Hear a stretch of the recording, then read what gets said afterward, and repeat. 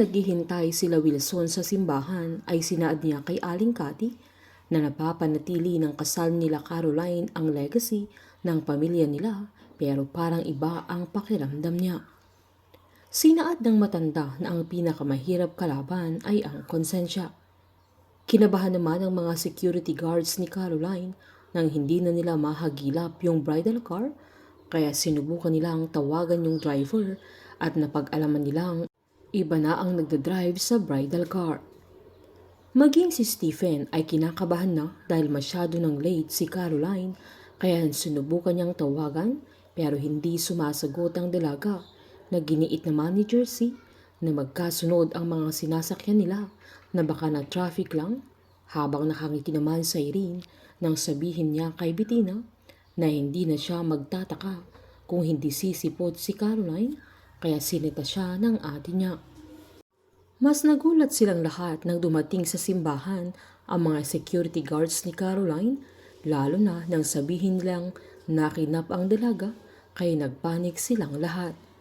Nagalit pa si Charleston kung bakit hindi nila sinundan na agad silang dumipensa na may sasakyang humarang sa kanila.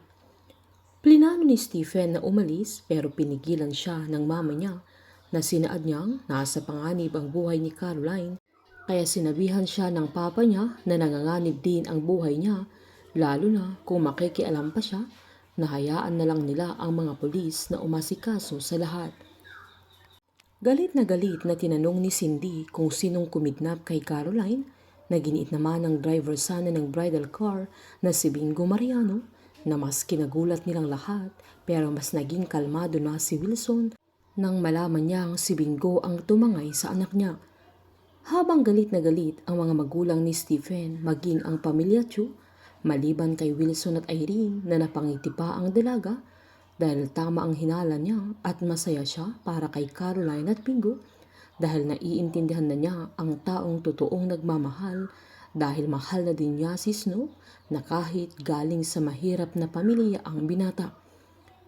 Dinala naman ni Bingo si Caroline sa hindi mataong lugar na agad-agad niyang pinagbuksan ng pintuan ng dalaga.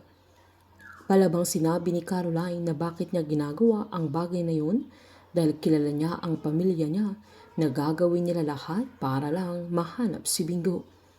Sinaad naman ng binata na alam niya na gagawin nila yun pero nanindigan siyang yun na lang ang pagkakataon niyang ipaglaban niya ang nararamdaman niya para sa dalaga na kapag hindi niya ginawa yun ay hindi niya mapapatawad ang sarili niya dahil mahal niya ito. Umiwas pa si Caroline kaya sinundan siya ni Bingo nang bigla siyang pinagsusuntok ng dalaga na humahagulgol sabay sinumbat niya kay Bingo na ang tagal-tagal niya dahil hinintay niya ang binata para iligtas siya sa kasal nila ni Stephen na bakit sa sandaling yun lang siya niligtas ni Bingo. Bago ang kasal ay walang ibang inaasahan si Caroline kundi ang ipaglaban siya ni Bingo nang alam niya ay hindi na mangyayari pero sa huling pagkakataon ay nanaig pa rin ang pagmamahalan nilang dalawa. Painit ng painit ang mga tagpo, sabay-sabay po nating subaybayan ang advance episode at ang nalalapit na pagtatapos ng Can't Buy Me Love dito po sa aking channel. Patuloy lamang po manood at mag-subscribe para ma-update po kayo sa mga susunod na episode. Marami pong salamat.